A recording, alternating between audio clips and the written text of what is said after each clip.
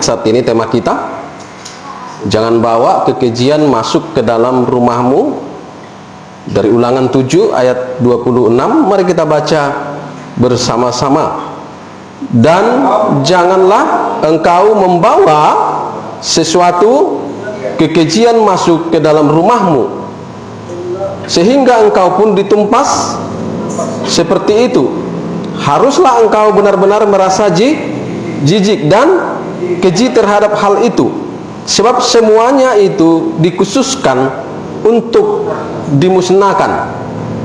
Katakan amin.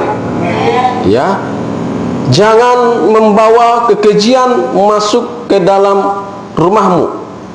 Apa yang kita pelajari hari ini, ya, lewat kebenaran firman Tuhan ini adalah janji berkat dari Tuhan kepada bangsa Israel yang adalah umat Tuhan.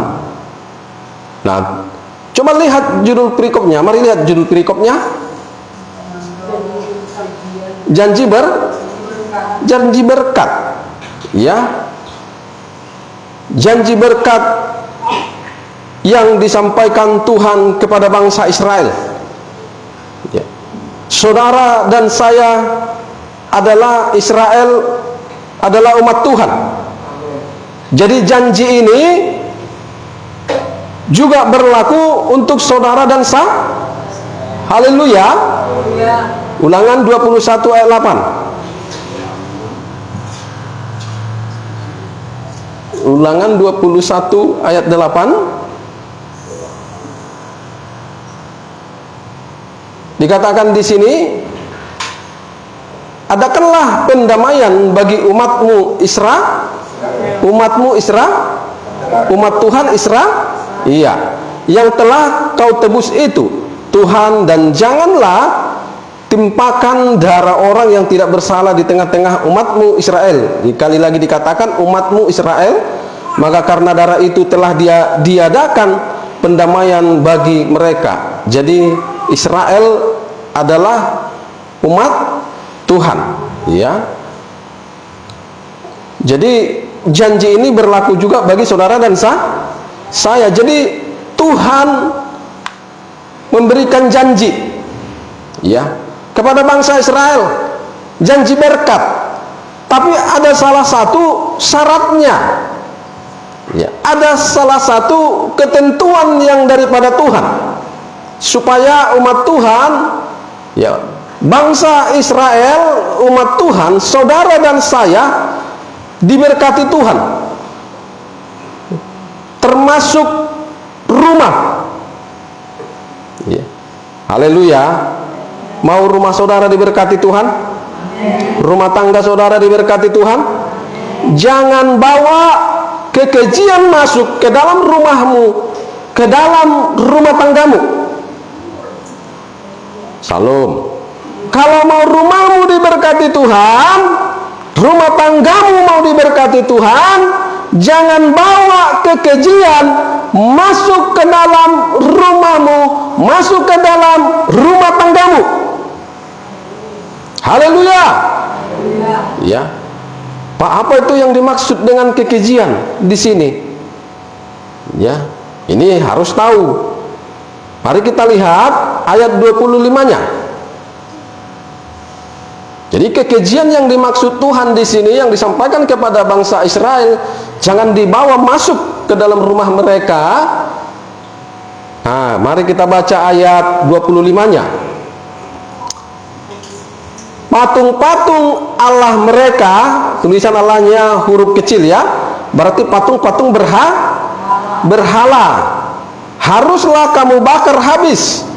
Perak dan emas yang ada pada mereka janganlah kau ingini dan kau ambil bagi dirimu sendiri, supaya jangan engkau terjerat karenanya, sebab hal itu adalah kekejian bagi Tuhan Allahmu.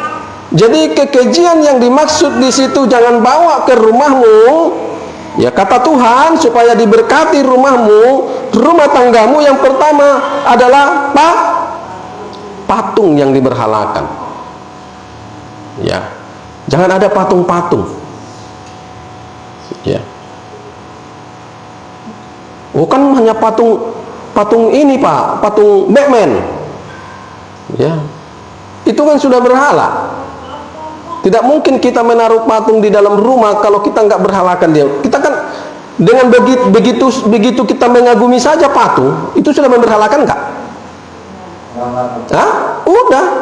Nggak mungkin kita taruh patung dalam rumah kalau kita nggak menaruh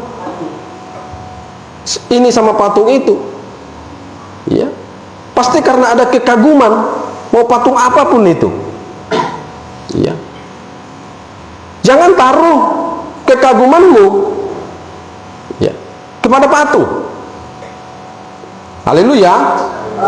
Tapi taruh kekagumanmu kepada Tuhan, Tuhan yang hidup. Ya. Haleluya. Jadi Tuhan nggak suka itu.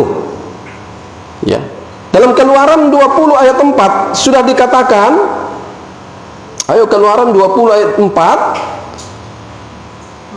jangan membuat bagimu patung yang menyerupai apapun, dan ini tegas ya, menyerupai apapun yang ada di langit di atas, atau yang ada di bumi di bawah, atau yang ada di dalam air di bawah bumi.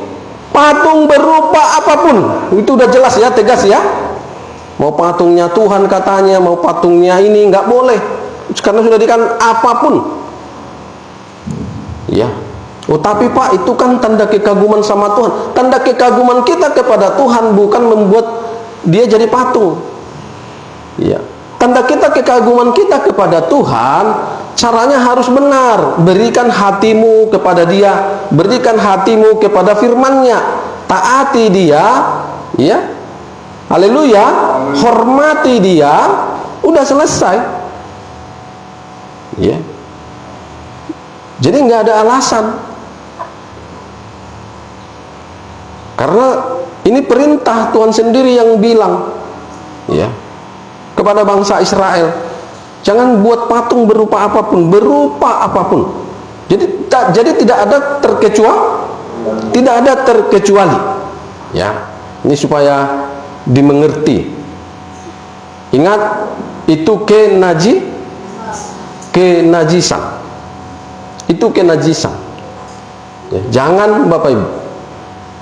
Ya, saya berapa tahun yang lalu mendoakan salah satu rumah, tahun berapa itu saya lupa, agak lumayan, orang kaya, ya, karena anaknya sering sakit-sakitan, ya, sedikit-sedikit sakit, tidak ada apa-apa sakit, ya, sering mereka mengalami sakit penyakit, dan sering juga mengalami usaha yang mandek, yang nggak lancar, seperti itu ya. Padahal mereka rajin beribadah, rajin berdoa, ya, rajin baca Alkitab bersama-sama satu keluarga. Ya, tapi ada kesalahan yang kecil. Ketika saya masuk ke rumah itu, begitu banyak patung-patung, berbagai macam patung. Ya, ada yang dari Kalimantan, karena mereka orang kaya kan sering jalan-jalan.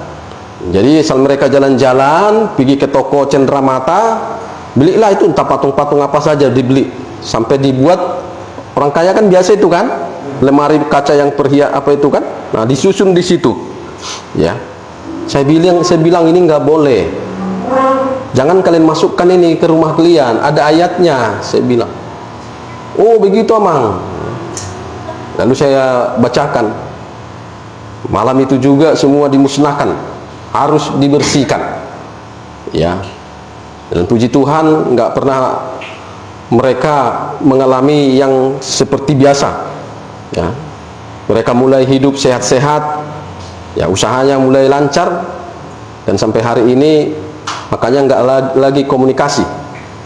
Ya, karena memang begitulah biasanya. Kalau masalah sudah selesai, komunikasi selesai. Puji Tuhan, haleluya. Amin saudaraku. Jadi jangan, anak-anak diperhatikan. Kadang-kadang anak-anak ini juga kan dibawa patung-patung apa kan, mainannya katanya. Salam saudaraku. Nah, pernah lagi saya mendoakan satu usaha, ya. Jadi usaha ini sering didatangi kuasa kegelapan, muncul kuasa kegelapan, kadang berbentuk perempuan, berbentuk laki-laki, macam-macam, ya. Padahal si pemilik usaha ini orang yang beribadah kepada Tuhan, ya, rajin beribadah, berdoa, bikin acara-acara rohani. Tapi mereka bingung. Waktu saya mendoakan usahanya, ya, kita berdoa, kita menyembah, saya bilang. Tapi saya merasa seperti ada yang mengintai. Ada sosok mata yang memantau. Ya. Ini dari mana saya pikir? Nah, rupanya saya alahkan pandangan saya ke salah satu sudut ruangan. Ada satu patung laki-laki. Ya, tinggi. Patung, bagus patung itu, ya, mungkin itu yang bikin menarik, makanya dibuat berdiri di situ, ya. Saya bilang itu penyebabnya, ya. Masa siamang? Ya, itu penyebabnya. Coba bapak berdiri di samping patung itu, gantian sama ibu. Lalu mereka berdiri, kok merinding katanya. Oh iya, udah, ganti lagi ibu, berdiri situ, ya. Jadi kalian yang buat rumahnya di sini, ya. Jadi waspadai membuat patung-patung di dalam rumah, ya. Harus hati-hati. Tuhan nggak suka itu. Itu kenajisan. Ingat, tidak mungkin ada patung di dalam rumah kalau tidak kita mengagumi patung itu. Ada patung di dalam rumah karena kita mengagumi, kan sederhana kan. Kalau dibilang akan hanya pajangan, kan hanya hiasan. Iya kan, memang dianggap hiasan, tapi hiasan yang sudah dikagumi. Ya, ingat, kita harus fokus mengagumi Tuhan. Paham sampai di sini ya? Kemudian tadi yang termasuk kenajisan tadi, emas dan perak. Ingat, emas dan perak jangan salah paham. Ya, emas dan perak yang dimaksud di sini adalah emas dan perak yang sudah dipersembahkan kepada berhala. Ya. Nangkap kira-kira? Haleluya. Ya. Karena pada masa itu, ya, terjadi kesesatan. Ya. Sampai-sampai mereka membuat patung itu dihiasi dengan perhiasan-perhiasan. Ya, jadi Tuhan berpesan kepada bangsa Israel, jangan sampai kau ambil itu, lalu kau bawa ke rumahmu, nggak boleh. Ya, Salam. Ya. Apapun yang berharga, yang dari berhala, sekalipun itu berharga menurut kita secara jasmani lahiriah, jangan bawa ke dalam rumahmu, jangan bawa ke rumah tanggamu. Iya, amin. Apapun yang sudah diberhalakan, meskipun itu berharga. Kalau kami kumpulkan emas, selama kami pelepasan, nggak tahu saya berapa mayam. Ya. Coba dulu orang Shanti, selama kalian pelepasan semua cincin yang dibakar Pak Gembala, berapa mayam bilang? Berapa mayam totalnya ya? Nah, karena kalian kemarin kan hampir semua kan? 4 mayam ya? Berapa juta sekarang tuh? Sekarang 1 mayam berapa? Mahal kan? Ya udah. Belum lagi orang-orang yang lain. Nah, kenapa harus dibakar? Karena sudah diberhalakan, diisi oleh dukun. Ya. Banyak batuan bilang, bodoh kali bapak katanya. Kalau aku pak ku ambil itu, kan tergantung iman. Yang penting nggak ku imani yang diisinya itu katanya. Kawan ini nggak baca Alkitab, saya pikir. Iya. Belum lagi benda-benda pusaka yang kami buang ke Sungai Ular. Ya. Benda-benda pusaka, pedang, ya, keris,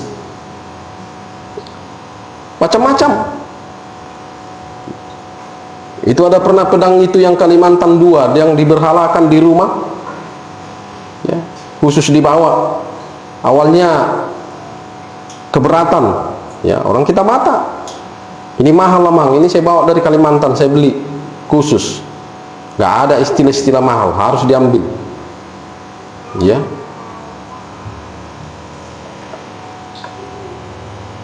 Mau mahal mau murah, kalau Tuhan bilang itu kekejian, harus tetap dibuang, dimusnahkan, jangan bawa ke tengah-tengah rumah tanggamu. Amin, saudaraku. Semua yang berbentuk berhala dan yang diberhalakan, jangan ada lagi, ya. Masih ada enggak di rumah yang berbentuk berhala? Hah? Yakin semua sudah bersih? Hah? Ini udah bersih kan? Udah bersih? Kan udah hilang. Udah bersih? Hah? Itu kan yang diberhala? Iya. Jadi bukan masalahnya, oh itu kan Pak, sekarang kan udah pakai pabrik. Mana ada? Semuanya pakai pabrik. Ya. Emas pun pakai pabrik. Banyak barang-barang berharga yang dibuat pabrik. Masalahnya sudah diberhala dan dipersembahkan kepada berhala. Ya. Tapi baguslah caranya, jangan sampai viral. Haleluya. Kalau kami halus mainnya, nggak usah colok-mencolok kali. Nangkap maksud saya kan? Iya. Ya dong dojol mak tersebangkar, ujung-ujungnya viral kan? Bakar kalau digunungkan. Dituntutlah, ya. Jadi sekalipun berharga mahal, jangan bawa masuk. Amin, saudaraku. Jangan ada kenajisan di rumahmu, jangan ada kenajisan di tengah-tengah rumah tanggamu.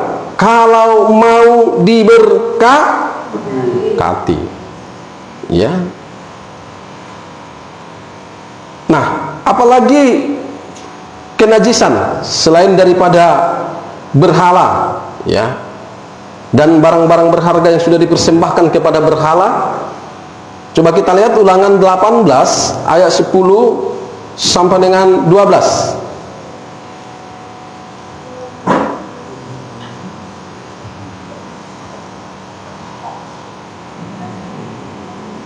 Ulangan 18 ayat 10 sampai dengan 12 dikatakan di sini, di antaramu janganlah didapati seorang pun yang mempersembahkan anaknya laki-laki atau anaknya perempuan sebagai korban dalam api, ataupun seorang yang menjadi petenung, seorang peramal, seorang penelaah, seorang penyihir, seorang pemantra, ataupun seorang yang bertanya kepada arwah atau kepada roh peramal, atau yang meminta petunjuk kepada orang-orang mati.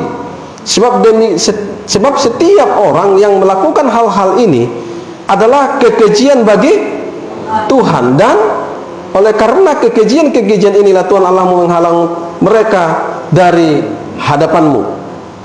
Jadi termasuk perdukunan, jangan ada di tengah-tengah rumah tanggamu, jangan bawa masuk. Apapun yang berhubungan dengan perdukunan, jangan dibawa masuk ke rumah. Jangan bawa ke tengah-tengah keluarga rumah tanggamu. Salam. Yang berhubungan dengan roh-roh peramal, yang berhubungan dengan roh orang mati, jangan. Ya. Kenapa itu digantung? Contoh, ada yang gantung, tak apalah itu contohnya, benda apa? Iya, Kemarin waktu itu pernah bermimpi mama kami sama pengguru kami. Apa katanya? Biar seak-seak kalian dirahmati Tuhan, gantungkan kepala kerbau di ruang tamu. Iya kan? Lalu diikuti, digantungkanlah kepala kerbau. Ini contoh. Itu kan perintah orang mati, roh orang mati. Jangan. Iya. Oh, bermimpi bapak kami, kata Pung Doli, taruh telur di atas pintu, telur ayam kampung, 1 jeruk purut, supaya sehat-sehat kita di rumah ini. Salam. Masih ada itu? Gak ada lagi ya? Sudah bebas semua? Amin. Ya.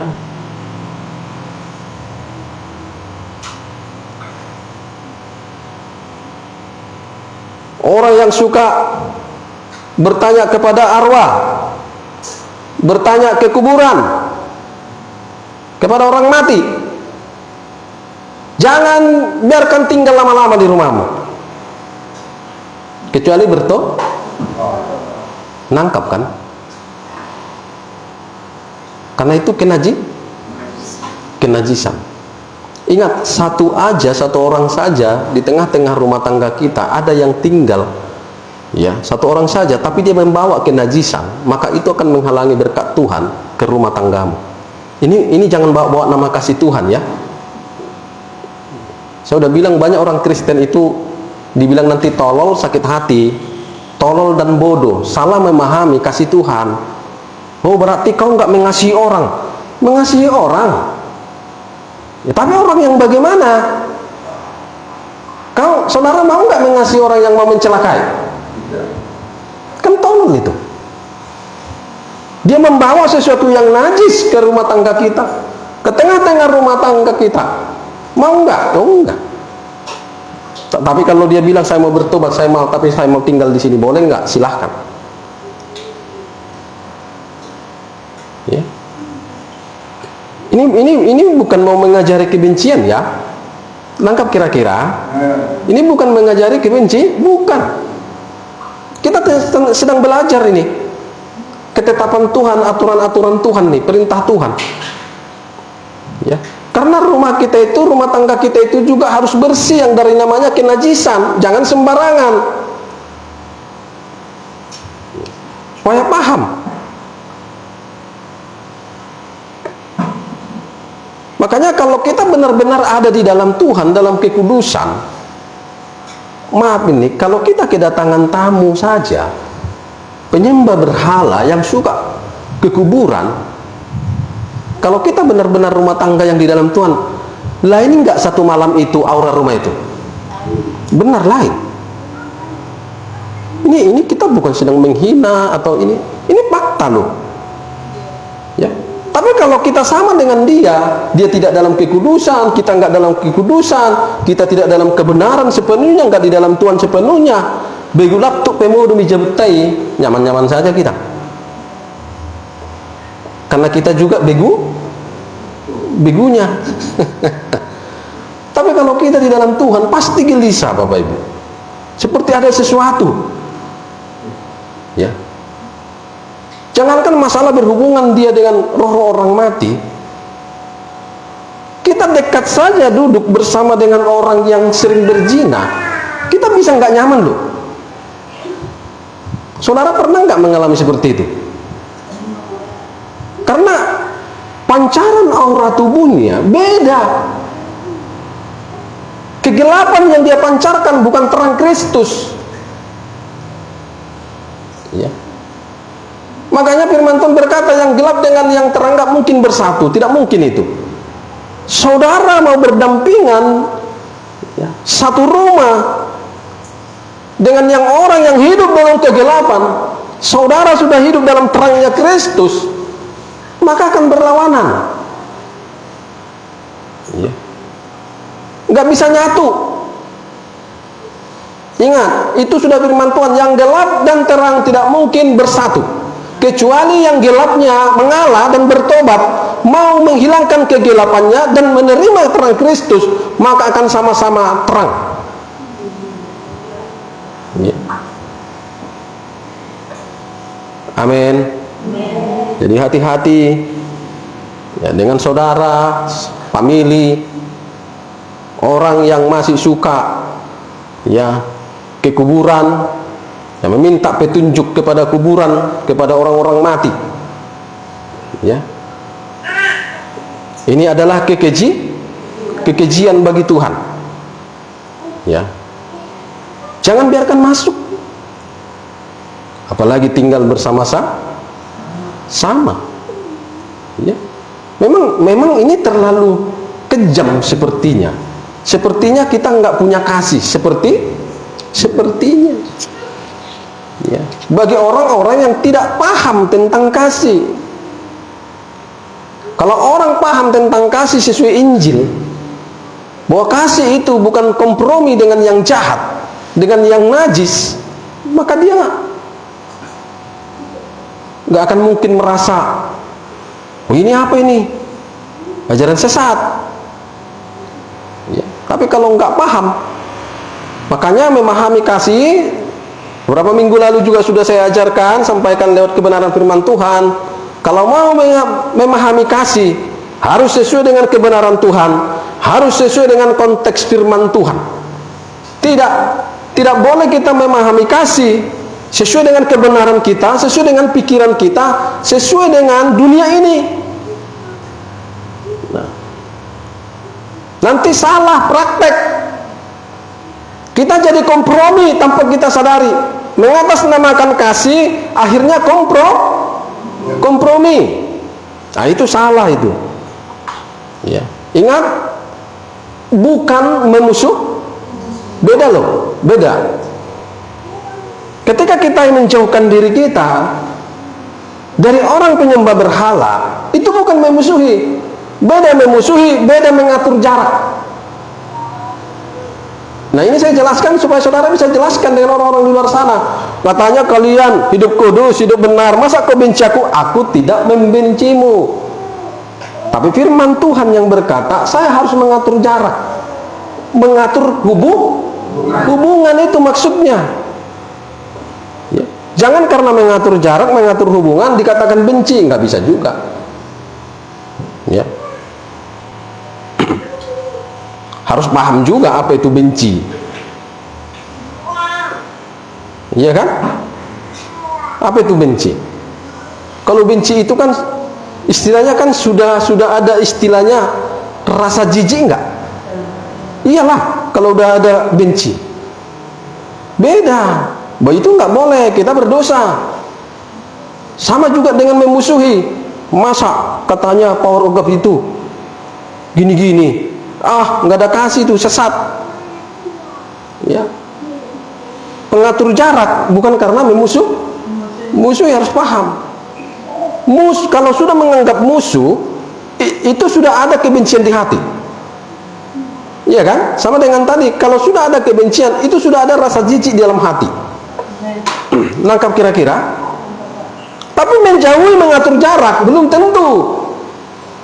Karena dia sedang menjaga dirinya dari ketetapan Tuhan, sedang menjaga dirinya dari hukum-hukum Tuhan, peraturan-peraturan Tuhan. Ya. Sama dengan waktu Daniel tinggal di istana raja. Dijelaskan dalam kitab Daniel tidak mau menyentuh sama sekali makanan dan minuman raja. Apakah Daniel karena benci kepada rajanya? Tidak. Jangan salah paham. Tapi dijelaskan di situ, Daniel punya ketetapan yang komitmen. Karena dia tahu Tuhan melarang itu. Karena apa? Karena makanan dan minuman raja itu pada waktu itu yang menajiskan. Ya. Ini harus paham. Jadi jangan juga, oh Daniel nggak menghormati raja. Oh tidak, Daniel lebih menghormati Tuhan.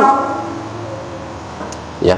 Nah hati-hati juga kita ini praktek yang namanya menghormati. Jangan juga kita buat alasan, oh saya menghormati pemilih saya menghormati tulang saya menghormati nombor saya dan sebagainya. Masa nggak boleh? Jadi gara-gara menghormati, akhirnya kau berbuat dosa, melanggar hukum Tuhan, melanggar peraturan Tuhan, mengatasnamakan menghormati. Nah itu bodoh. Nanggap. Ya. Apakah kita harus menghormati seseorang itu harus menjatuhkan diri kita dalam kenajisan? Oh enggak. Ya. Dengan kita masih tetap berkomunikasi dengan mereka, itu menandakan kita masih menghormati kan? Ya. Ini harus dipahami. Bayangin loh Daniel, dia tinggal di istana seorang raja, dia dikasih jabatan.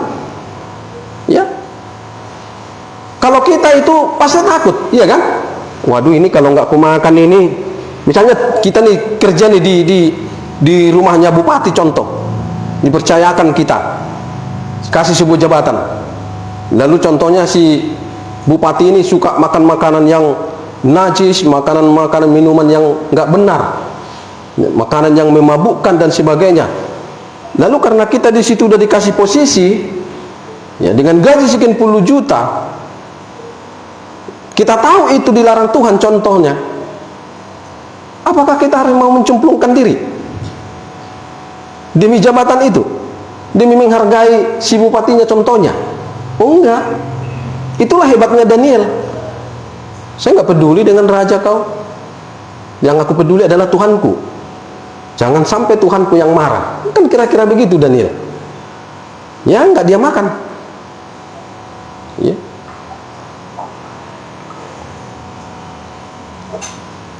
Haleluya. Jangan takut kehilangan apapun, ya, demi mentaati Tuhan. Nangkap nggak? Ya, jangan pernah takut kehilangan sesuatu yang berharga demi mentaati Tuhan. Ya, ingat, ya, lebih baik kita kehilangan sesuatu yang berharga daripada mengkhianati Tuhan. Ya. Karena apa? Percayalah sama Tuhan. Ketika engkau berani mengorbankan yang berharga kepada Tuhan demi mentaati Tuhan, saya percaya Tuhan ganti 2 kali lipat. Iya. Haleluya. Iya. Makanya saya bilang, saya kalau ada orang bilang melayani, jadi nggak ada masa depan. Itu saya paling, ya, menyenangkan Tuhan, lalap menyenangkan Tuhan. Jadi kapan kita begini katanya? Salam. Ingat, segala sesuatu perbuatan kita yang kita kerjakan demi ketaatan kita pada Tuhan, ingat, pasti ada timbal baliknya. Ya, Tuhan kita itu Tuhan yang adil, dan Alkitab sudah menuliskan Dia adalah Allah yang adil. Begitu kau berbuat baik pada Tuhan, maka Tuhan akan balas dengan kebaikan. Lalu kenapa kita ragu? Iya kan? Ragu, bimbang, takut, seolah-olah nanti Tuhan nggak balaskan. Iya. Makanya hati-hati dengan pikiran daging. Salam. Ya. Kenapa orang sekarang melawani firman, menentang ayat-ayat firman Tuhan? Karena takut rugi. Ya. Gak ada sejarahnya tertulis dalam Alkitab, tokoh-tokoh dalam Alkitab yang taat kepada firman Tuhan, lalu dia dirugikan. Cari tokoh Alkitabnya siapa? Nggak ada. Ya. Karena dia yang Tuhan yang adil.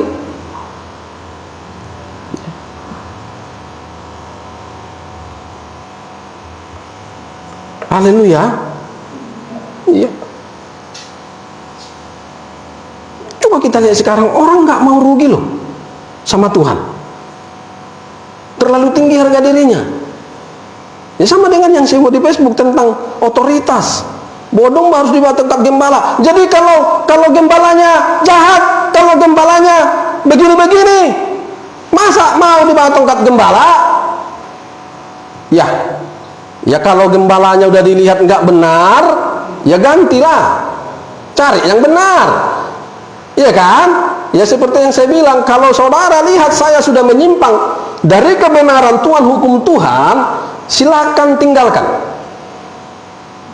Iya, kan saya bilang selalu, tinggalkan saya. Carilah pendeta yang masih benar-benar murni dalam kebenaran. Jangan jadi itu alasan kita. Nah ini sekarang yang terjadi dalam kekristenan. Pendeta yang berbuat dosa ikut jemaat berdosa. Bodoh itu. Iya kan?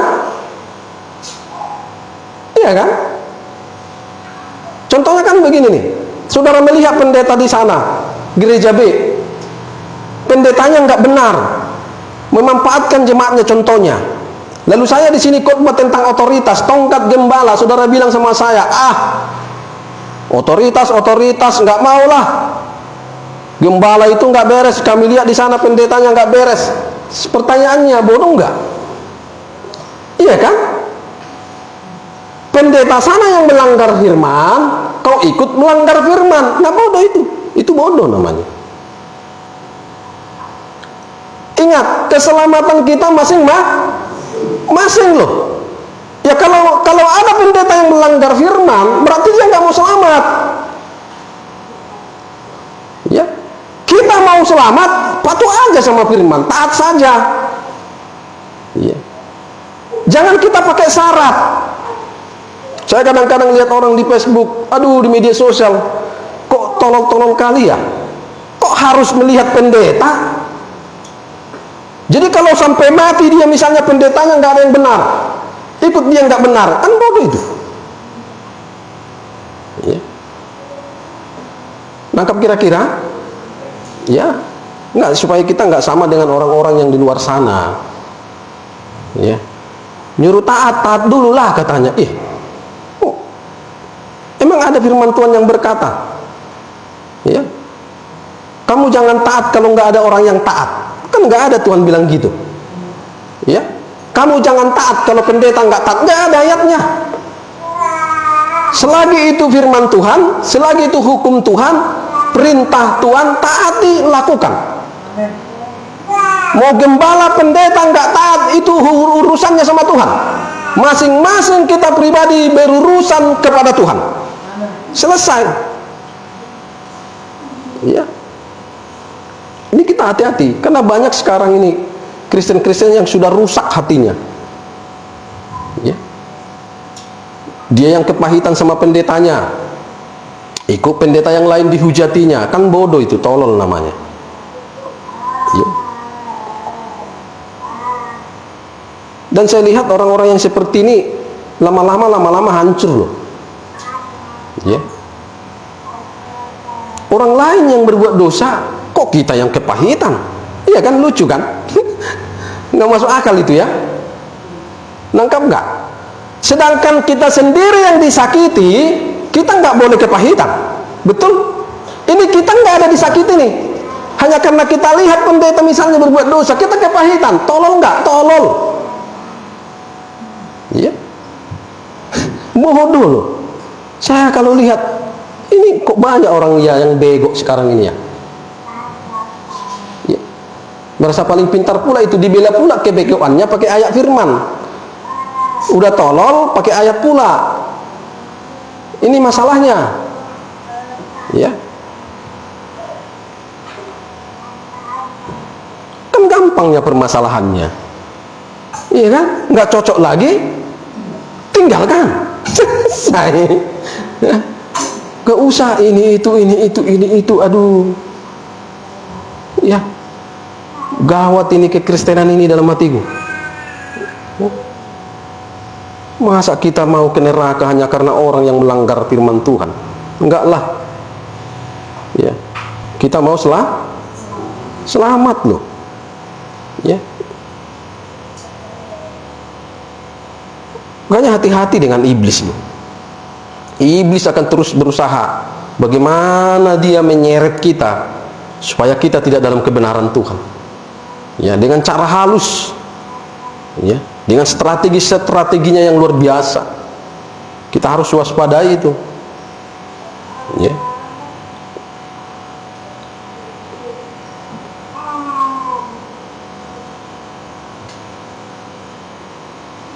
Jadi yang berbaur perdukunan, yang berbaur dengan roh-roh orang mati, kuburan, jangan sampai ada lagi di rumah tangga kita, di rumah kita.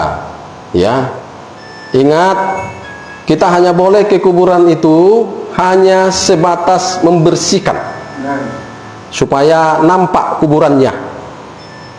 Bersihkan, habis bersihkan, selesai. Haleluya.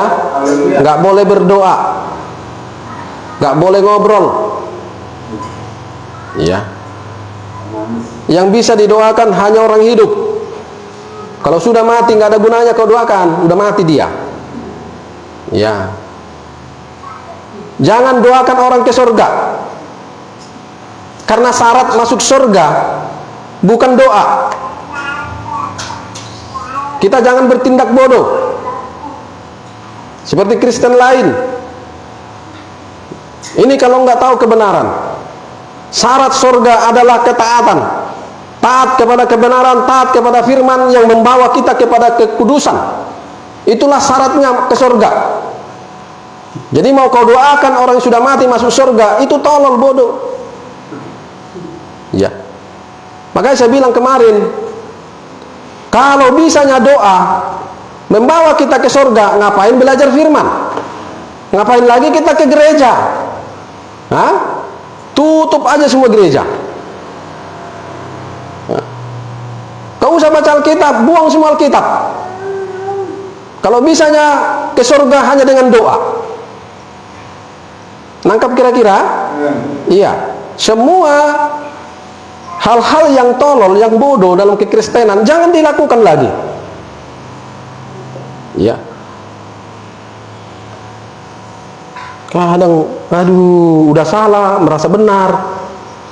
Ini didoakan, kan? Tuhan, kami percaya Tuhan, Bapak kami ini udah di surga Tuhan.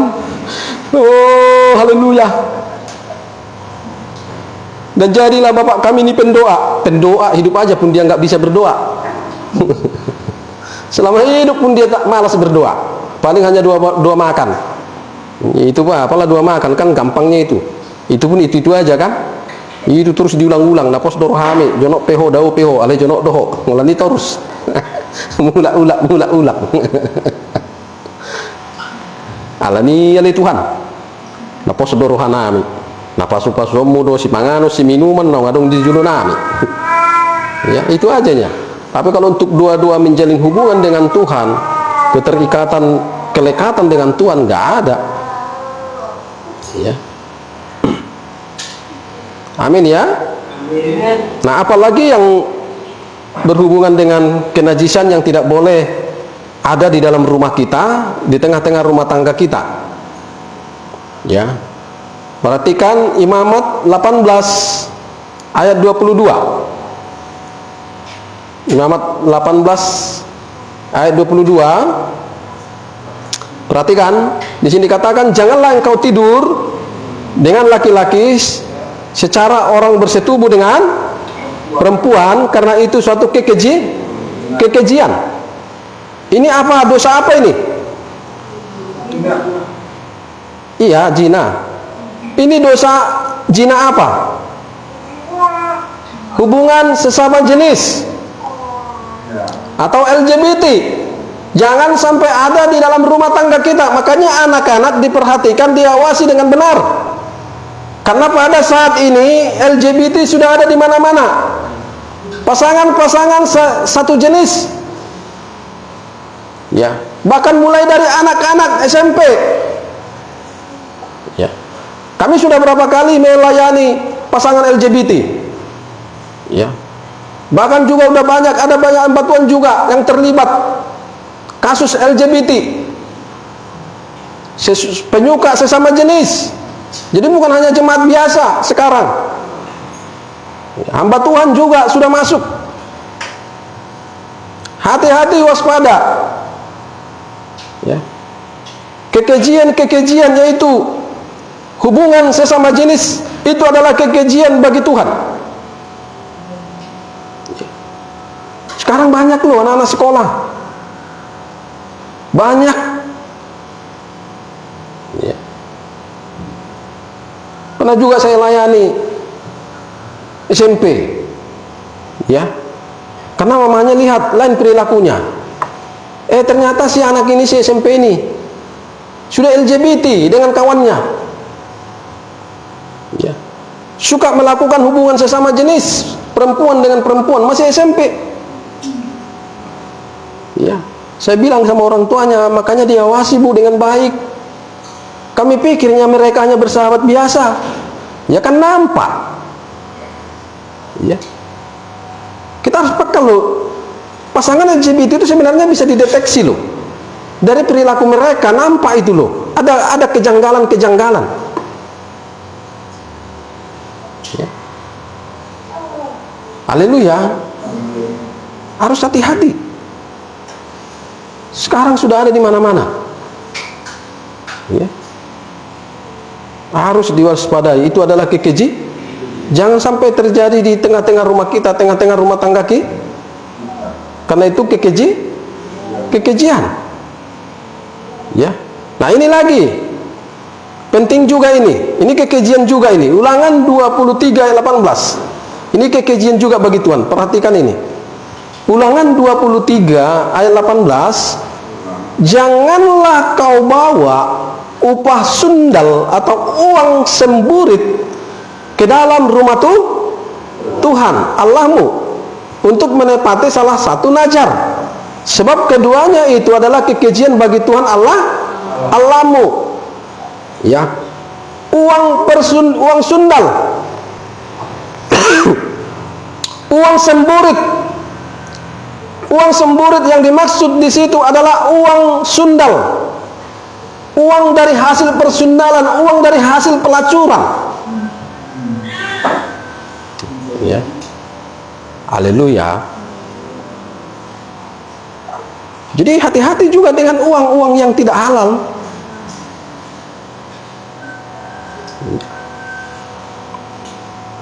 Termasuk juga kemarin saya jelaskan. Ya. Hati-hati juga dengan uang yang dihasilkan dari berhala. Ya. Uang yang dihasilkan dari penyembahan berhala. Minggu lalu itu ya ibadah mesbah ya. Ya kan? Ya.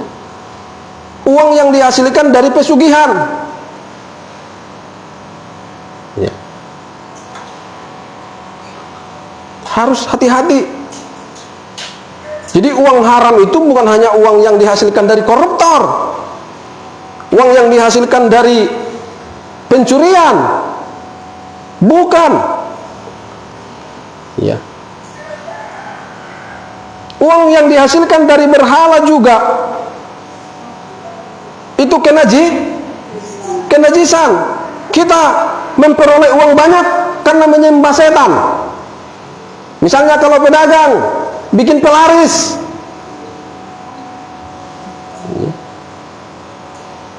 melibatkan setan, itu kenajisan bagi Tuhan. Jangan sampai ada uang haram di dalam rumah tanggamu. Amin. Makanya orang yang punya usaha menggunakan pesugihan, itu anak-anaknya jadi korban. Saya udah banyak melayani yang seperti ini, pemilik-pemilik toko yang pakai pesugihan. Aduh, Ada yang anak-anaknya sakit-sakitan mati, sakit mati, sakit mati. Ada yang kecelakaan mati, tabrakan. Ya. Jadi hati-hati. Kadang-kadang kita ini kan karena uang kan semua halal. Iya kan?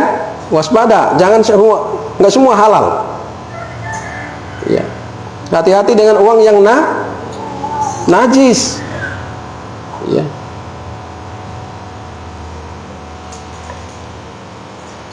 Makanya saya pun kalau melayani di luar ada yang nyalam uang, itu saya tanya itu, ibu itu tadi apa kerjanya?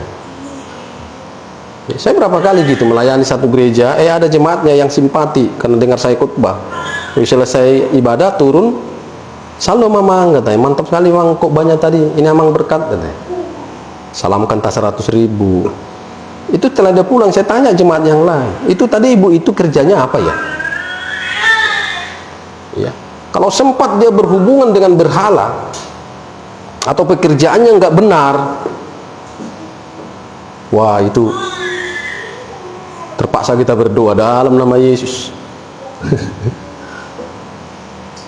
Ya, sepertinya sederhana tapi bahaya. Jangan sampai ada kenajisan di tengah-tengah rumah tangga kita. Pastikan itu. Ya. Terus apa lagi? Kenajisan yang nggak boleh kita masukkan ke tengah-tengah rumah tangga kita, keluarga kita. Nah ini juga jangan sampai ya. Yeskiel 22 ayat 11.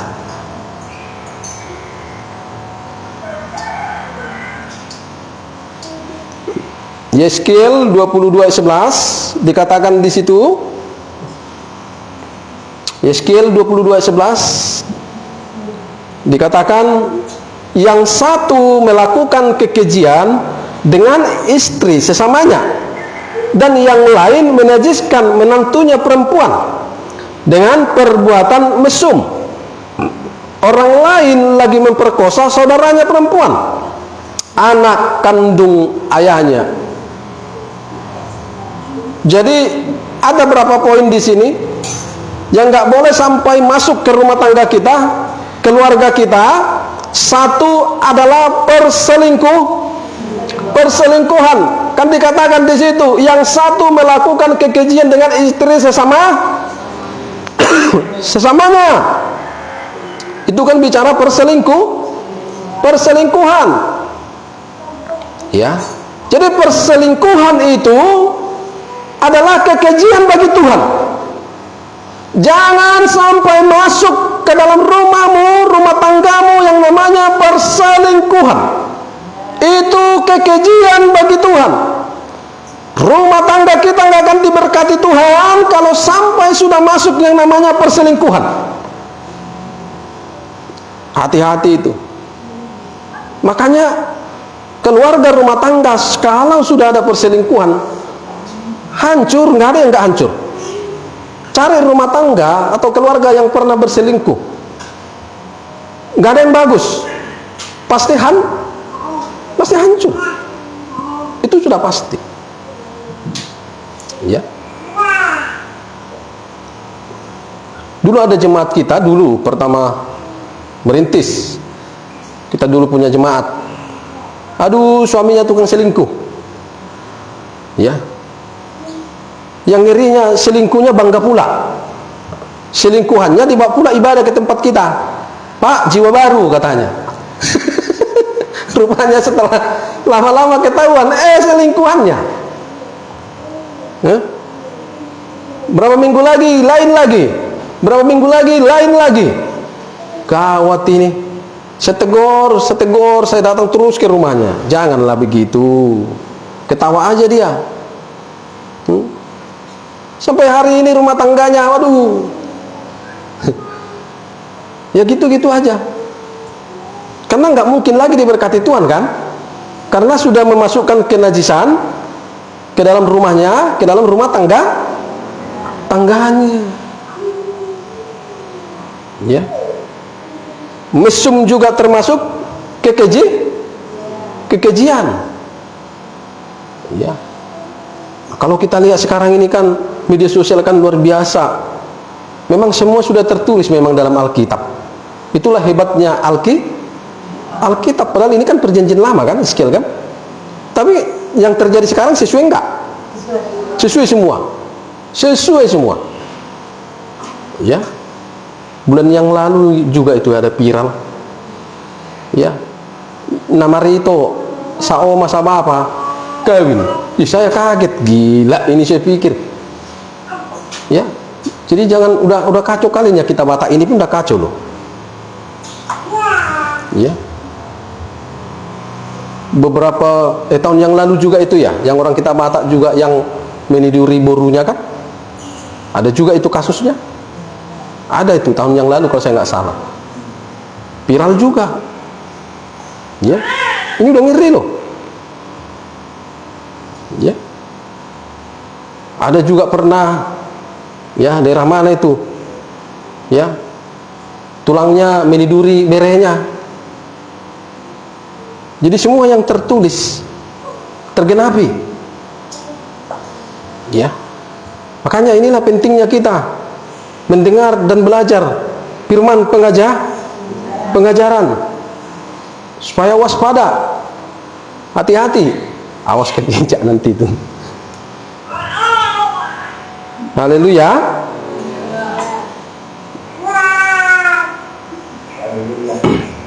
Nah kemudian apalagi yang termasuk dosa kekejian ini. Jadi kekejian itu bukan hanya bicara perzinahan, perselingkuhan, berhala, seperti tadi yang sudah banyak kita jelaskan, masalah uang yang dihasilkan yang tidak benar, tapi juga termasuk karakter. Ya, ada karakter dan sifat yang masuk dalam kategori kekejian bagi Tuhan. Dan ini juga harus kita pahami karakter dan sifat yang bagaimana yang menjadi kekejian bagi Tuhan. Mari Amsal 6 ayat 16 sampai dengan 19. Mari buka. Jadi kalau ada ini di dalam diri saudara, segera ini diselesaikan. Ya, karena Tuhan sangat benci. Ayo, Amsal 6 ayat 16 sampai dengan 19. Mari kita baca. 6 perkara ini yang dibenci tuh 6 perkara ini yang dibenci Tuhan, dan bahkan 7 perkara yang menjadi kekejian bagi hati Tuhan. Apa itu yang menjadi kekejian bagi Tuhan itu? Perhatikan. Sombong. Semalam sudah kita bahas juga tentang kesombongan. Terus lidah dusta, artinya suka bicara dusta, itu kekejian bagi Tuhan. Terus tangan yang menumpahkan darah orang yang tidak bersalah. Ya. Artinya begini, jangan coba-coba saudara mengganggu orang yang tidak bersalah. Itu kekejian bagi, nggak ada salahnya, paham kan? Nggak ada salahnya tapi kita ganggu. Ya, kan ada orang gitu kan? Nggak ada pun salahnya. Sama dengan kita ini kan, orang-orang karismatik Pentakosta kan nggak ada salah kita, tapi nanti kita diganggu. Orang Pentakosta doi, perkarismatik doi, ini bahaya. Itu kekejian bagi Tuhan. Ya, jangan ganggu orang yang tidak bersalah, titik. Itu kekejian bagi itu kekejian bagi Tuhan. Terus hati yang membuat rencana yang jahat. Nah ini kekejian bagi Tuhan. Tahu maksudnya hati yang membuat rencana yang jahat? Hah? Iya, merencanakan sesuatu terhadap seseorang kan? Ya, aku nggak suka nengok sian itu. Ku buat nanti dia tengoklah. Habislah dia ku bikin. Mampuslah dia. Wah, hati-hati kawan. Itu kekejian kawanku. Haleluya. Iya, makanya orang-orang yang seperti ini rumah tangganya nggak diberkati Tuhan. Karena itu kekejian dia bawa ke rumah tangganya. Ya, apalagi bikin rencana-rencana jahat kepada lebih parah itu. Waspada. Ya. Makanya lihat orang yang sering membuat rencana jahat kepada gereja atau kepada pendetanya, gembalanya, kacau rumah tangganya.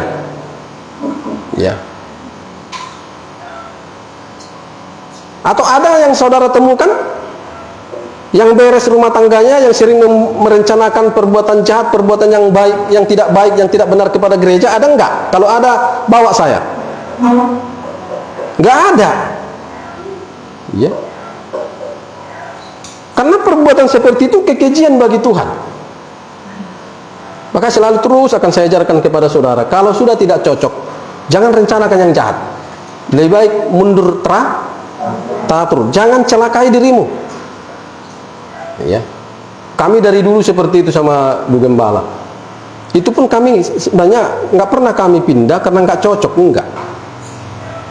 Justru kami yang sering tak kemana lah, ada yang dipecat lah, dikeluarkan lah, nggak tahu entah kenapa. Karena dari dulu kami nggak mau tahu kami dengan perilaku pendeta. Pokoknya kami ibadah di situ, digembalakan di situ. Ya kalau dia pun berbuat salah, dia lah yang tahu itu ajanya. Karena prinsipnya, saya pun dari dulu prinsip saya kalau datang ke gereja, saya datang ke gereja bukan mau melihat kekurangan pendeta. Saya mau melihat kekuranganku. Dan kekuranganku itu mau kuselesaikan di hadapan Tuhan lewat ibadah. Itu aja dari dulu. Ya. Jadi prinsip kita harus seperti itu. Supaya jangan terjadi kepahitan kepada pendeta. Amin. Itu orang-orang yang kepahitan kepada pendeta, benci kepada pendeta, itu orang-orang yang datang beribadah ke gereja hanya melihat pendeta, bukan mau melihat Tuhan. Bodoh itu. Ya. Ya kalau nggak cocok, ya. Pernah juga kami ke salah satu gereja ya, nggak cocok hanya satu kali ya. Nggak cocok ya udah, kami nggak ada jelekkan. Sampai sekarang ada kok gereja itu, nggak pernah kami jelekkan. Kau jemaat yang di sana, ngapain lah kau di situ? Udah pernah kami di situ, gini, nggak pernah. Saya berapa kali jumpa sama jemaat. Oh pernah Bapak ibadah situ? Pernah satu kali sama istri, aku bilang. Lalu kenapa Pak nggak lanjut? Nah, kurang cocok aja, udah selesai. Ya, kurang cocok menurut saya, gitu aja. Ya, kan selesai. Amin. Karena memang waktu itu kami ngantuk, nggak ada hadirat. Ngantuk, pokoknya nggak nyaman lah. Apa ini gereja, saya pikir pulang kami jangkis situ lagi lah kita. Ya kata Bu Gembala, ngantuk kali pun kita di situ, nggak ada hadirat, firmannya pun nggak tahu kayak mana kok banyak, semuanya nggak ada yang ini, pujian penyembahannya pun tak kayak mana. Biasanya kan kalau kita masuk dalam satu gereja ada aja yang menarik ya. Kalau enggak penyembahannya, firmannya, puji-pujiannya, ini tahu nggak Bapak Ibu? Puji-pujiannya dan penyembahannya pun, aduh. Ya. Tapi nggak pernah kami bilang sama orang, kalian jangan ibadah ke sana ya, enggak pernah. Haleluya. Ya. Karena itu akan mengundang kepahitan, kita yang rugi kan? Kita yang rugi, ngapain kita undang kepahitan dalam hati kita? Ya. Santai saja. Samanya itu seperti kita masuk ke dalam toko. Kita mau cari baju, ada yang cocok, ambil. Bayar harga, kan itu kan? Selesai. Nggak jadi, nggak cocok, tinggalkan. Itu kok susah-susah kali kan? Makan pun ke rumah makan kan gitu nih. Lihat dulu masakannya enak atau tidak, cocok makan di situ, nggak cocok nggak tinggalkan. Ngapain? Kenapa nggak jadi makannya? Ih gak bagus makanannya, tahu kau banyak lalat, ih jijik kali aku, ih katanya. Nggak usah, kurang cocok, titik. Amin saudaraku. Iya. Aku sama Ibu Gembala pun selalu saya sarankan, kalau nggak cocok jangan ejek ya. Benar. Kadang-kadang nggak sadar, dan tabuk. Itu kan kalau dilihat benci nggak dia? benci loh. Bisa kita dilirik gini, kurang ajaran, ulo tak lenok. Ya, jangan sampai kita, kan firman Tuhan berkata dalam kitab mana itu, sudah pernah juga saya sampaikan, jangan menimbulkan sak dalam hati orang lain. Ada ayatnya, saya lupa itu dia mana. Jadi ketika kita juga masuk ke toko atau berbelanja, jangan sampai si pemilik toko kau timbulkan rasa sak dalam hatinya karena perilakumu. Kalau nggak cocok tinggalkan aja pelan. Nggak jadi ya bu, udah permisi, udah cabut. Kan gini, malah kali pun sana segininya sambil gini-gini bibir itu, ya bencilah dia malah kali. Kalau disambo kau itu dilempar. Iya disambo dipaltap po. Karena saya udah pernah kena disambo, hanya nawar sepatu. Ya, saya coba dulu, benar nggak katanya di sini disambo ini kalau macam-macam menawar melapak. Saya pikir, saya tes. Saya le itu, nih dia itu, awalnya ramah, bagus. Nyon. Tapi memang saya bawa uang saya, kalau cocok nanti saya ambil, kalau cocok harganya sesuai. Memang nggak cocok kan? Uangku kurang. Uangku hanya segini nyalai. Tapi kalau bisa jadi, kalau nggak bisa permisi lah ya. Padahal bagus-bagusnya aku, nggak ada aku apa-apa. Tahu begitu aku berbalik melapak di sini. Iya, melapak di sini. Tahu sepatu yang ku tawar itu dilempar gini, ketupak katanya. Nggak ada yang bela saya. Diapain katanya, dilempar. Belum mau pusio katanya. Sama sepatu ini halakas itu roh katanya. Yang nggak cocoknya harganya, aku bilang. Nah, nggak cocok ya udah, makanya kau datang belanja, kau siapkan uangmu katanya. Ku siapkan uangmu nggak pas, ya bawa pas katanya. Ih, kau tidak pulang aku malah aku. Nah itu maksudnya, hati-hati loh. Kadang-kadang kita bisa nggak sadar atau gimana, iya. Makanya waspada kita ini, amin ya. Yang ibu-ibu pun kalau belanja sayur nggak usah lah terlalu ini. Cocok ambil. Isan nasadok katanya. Kan bodoh kan. Lalu penjual sayurnya mikir gini, enak main atau bolu nasadok di sana, bahasa usok kan itu kan. Itu aja tadi kau ambil, kan gitunya. Butuh naik lepar tuh sayuri. Amin saudaraku. Kalaupun tadi kau sempat nawar di sana misalnya agak murah daripada yang di sini, diam saja. Oh gitu ya. Jadi nggak bisa segini, nggak bisa. Makasih ya. Udah cabut. Pergilah kau diam-diam lagi balik ke yang tadi yang harganya murah itu. Kan selesai. Sampai situ dinaikkan lagi. Sampai situ dinaikkan lagi lah. Nah, itunya di Indonesia kan. Ngaruh nak itu sono panaik kan. Tangjelasun katanya kan. Nah, saudara-saudaraku, jangan pembeli jadi pedagang, pedagangnya jadi pembeli. Kau yang pembeli, kau yang menentukan harga. Mengarep behok. Barang nade. Kan sering gitu kan? Angkat dulu ibu-ibu yang sering gitu. Kau yang membeli, kau yang bikin harganya. Boleh lepar petok wajar deh. Janganlah, belajarlah ilmu hukum ekonomi. Amin. Udah ngetok menentuk harga anak. Anak saudara harganya nimu. Kalau saya pedagang saya bilang atong homa jualan nama mulak. Yo kita tokokon. Masa kita yang menentukan harganya? Ya. Saya kalau belanja entah apa-apa, saya nggak pernah gitu. Berapa ini nombor? Berapa ini nenasnya? Sekian. Oh, bisa kurang gitu aja nya.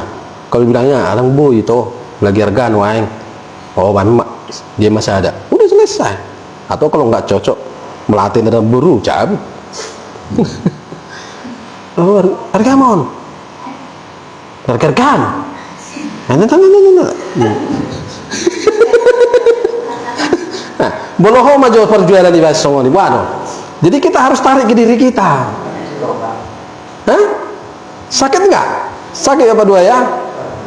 Bunga aja ditawar-tawar, kita nyari lidah mertua keliling-keliling panas-panasan, begitu menjual ditawar lagi rendah kali ya. Dalam hati Pak Dua, yang nggak tahunya kau aku ngambil lidah mertua ini keliling saya kampung-kampung katanya.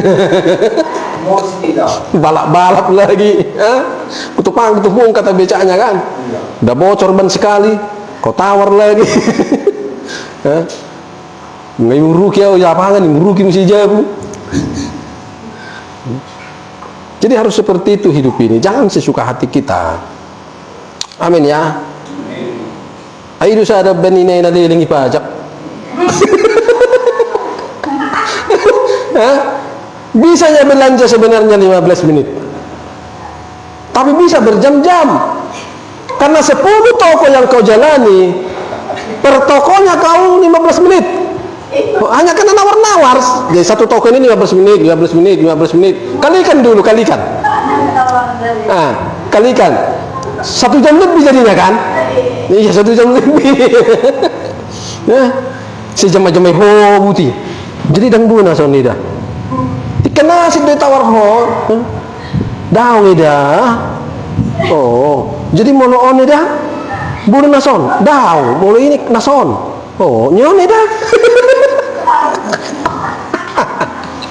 Udah dipegang dulu semua kan? Balik lagi dia ke awal yang tadi. Atau mabuti maidah. Nak kita sadion. Nason. Dang boy moro. Kan kau udah pernah ke dang boy moro. Oh iya tidak. Atong dang jari dah. Begini dia ke toko yang lain. Gitu lagi. Yang menunggu di parkiran sudah bosan. Nasohoro katanya. Nasohoro. Kan kita yang ngerikan diri kita kan. Ini anak garis masuk saya supaya belajar. Saudara lihat perempuan yang bijak. Ya, perempuan bijak. Perhatikan orang kaya lah, orang-orang Chinese belanja. Mau dia seperti terang batak. Mana mau orang Cina gini? Berapa ini? Nggak mau dia. Bu, berapa ini? Sekian. Ini sekian. Bisa kurang nggak? Bisa sekian aja. Oh ini 1 kilo udah. Timbang, cep, selesai, pulang dia. Oh ini jamai hoon. Jamai hoon. Camon. Begitu kau pulang di belakang. Mana ngidang gurho. Mau belanja apapun jangan lagi itu. Mula sudah di tajama, sudah itu neng gue tetap. Kan itu kan. Nawar kain pun gitu. Masih boleh hulu merjam di toko kain 1 hari. Nah, ingat kalau kita ke toko sudah itu bagak. Gibi bingung tuh kita kan. Laki rencana hijau, rencana apa? Saya mau beli baju yang begini dan begini dan begini. Ngadong nakit di sini sebenarnya. Ale berek komatusan. Cantik ya. Dia baikkan dong lagi nih. Begini ke sini. Bu, berapa ini? Oh, sekian. Cantik ya, Bu? Iya, cantik lah. Makanya mahal. Oh, terperang dong sini san. Itu pun cantik loh. Yang sudah direncanakan dari rumah, getung-getung di sini. Padahal yang di sananya tadi kita udah kita rencanakan ini dari rumah. Akhirnya mordong. Yang mana yang jadi, yang itu apa yang ini? Tunggulah pusing aku katanya. Ini lagi ke toko lain gitu. Toko sako pusing, akhirnya kau pusing. Jangan lagi itu. Bodoh tong ini non holemanur sapasang baju sedari manifat. Sudah tok beda nih. Ya kan cari yang murah. Mau yang murah, bikin toko sendiri. Enak lucu netong, ngasih tujungan nakin lau tujuan. Tong tu muda tujuan. Mau tong tu nakin buat, tu bahasa kita buat. Itu kalau dok kini nana janggul kita deh. Garis belajarlah memanage waktu dengan benar. Ya.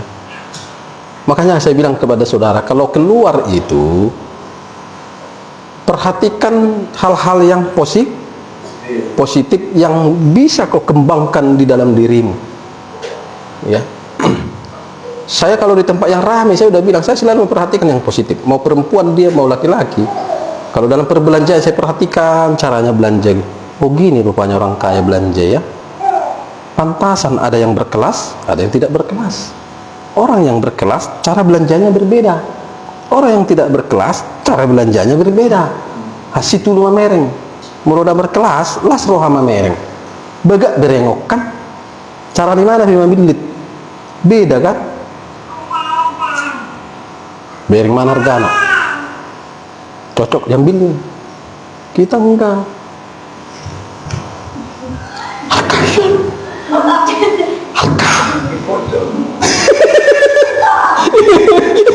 Siapa sih yang ketungan nih? Oh nyan sak harga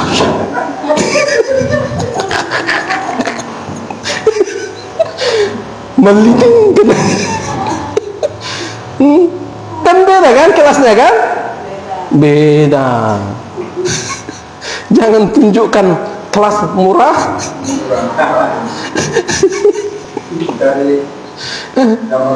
isi hujuran nyalakan alih sudah itu ikan asin nomor serak sayur nomor serak kusudi me jar honate maksudnya biar bagus kita ya. Amin ya. Haleluya. Makanya gue mula yang natu suju ya tu mau laku bering putih pasti lah batak. Pasti ngalah kita. Sudah dah ni. Rak kau sudah dah ni. Rak ni moli sudah dah ni. Jamai sudah barang ni. Pulang tangan kau. Apa barang nyalakan ngasih nganu je be karyawan ni nusu ni. Adong mon na pidot tu son. Margeser tu son. Tahe. Celana keper pindah tu tempat celana li pindah tu tempat celana keper. Bingung penjaga ni. Ai si don nobenon katanya.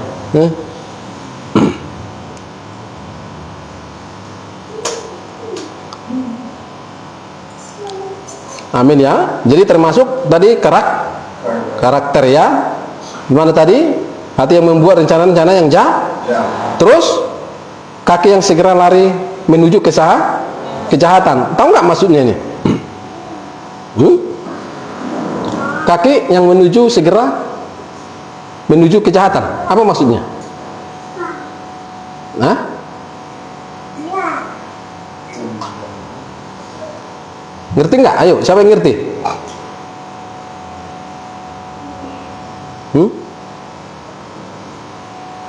Ini adalah ciri khas orang yang lebih cenderung dan cepat urusan-urusan yang jahat. Ada nggak orang tipe orang seperti ini? Oh banyak. Tapi urusan yang benar, urusan yang tidak jahat, urusan yang baik, dia enggak ini, gitu. Tapi begitu urusan yang jahat, cepat dia. Ayo katanya. Ayo. Ya, nah itu maksudnya. Jangan sampai itu kekeji. Terus 19 yang terakhir,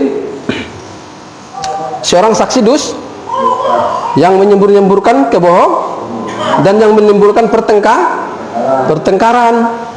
Ya, ini juga kekejian. Ya, jangan suka bersaksi dusta, menyembur-nyemburkan kebohongan. Utamu udah masuk nih sungguh dia kan? Tahu kan?